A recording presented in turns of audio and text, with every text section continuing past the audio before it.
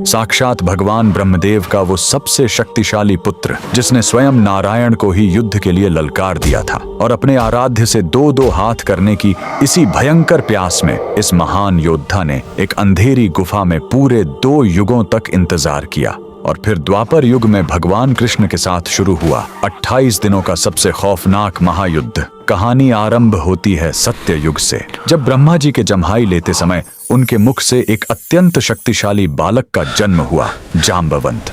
ये साक्षात ब्रह्मा जी के मानस पुत्र थे, जिनके अंदर 100 करोड़ शेरों की ताकत थी। ये ब्रह्मांड के इकलौते ऐसे योद्धा थे जिनकी ताकत स्वयं हनुमान जी के बराबर थी।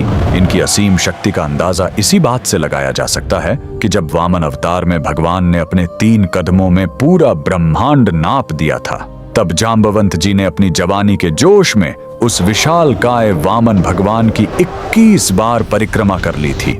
फिर आया त्रेता युग। जाम्बवंत जी ने भगवान राम की सेना का साथ दिया। पूरे रामायण काल में साक्षात नारायण के अलावा कोई ऐसा पात्र नहीं था जो जाम्बवंत जी से युद्ध लड़ सके। ये वही थे जिन्होंने हनुमान जी का मार्गदर्शन किया और उन्हें उनकी भूली हुई शक्तियों की याद दिलाई। लंका विजय के बाद जाम्बवंत जी ने अपने आराध्य श्री राम को ही युद्ध के लिए चुनौती दे दी। भगवान राम मर्यादा पुरुषोत्तम थे, इसलिए उन्होंने मुस्कुराकर कहा, इस युग में नहीं ऋक्षराज, जब मैं द्वापर युग में कृष्ण बनकर आऊंगा तब तुम्हारी ये युद्ध की इच्छा जरूर पूरी करूंगा। बस इसी एक युद्ध के इंतजार में जाम्बवंत जी गुजरात के पोरबंदर में स्थित राणावाव की इस खौफनाक गुफा में चले गए और युगों तक अपने प्रभु का इंतजार करने लगे। समय का पहिया घूमा और द्वापर युग आ गया। एक दिन भगवान श्री कृष्ण स्यमंतक मणि की खोज में जंगल में भटकते हुए उसी अंधेरी गुफा के अंदर पहुंच गए। वहां उन्होंने देखा कि जाम्बवंत जी की पुत्री उस चमत्कारी मणि से खेल रही है। जैसे ही कृष्ण ने मणि लेने की कोशिश की,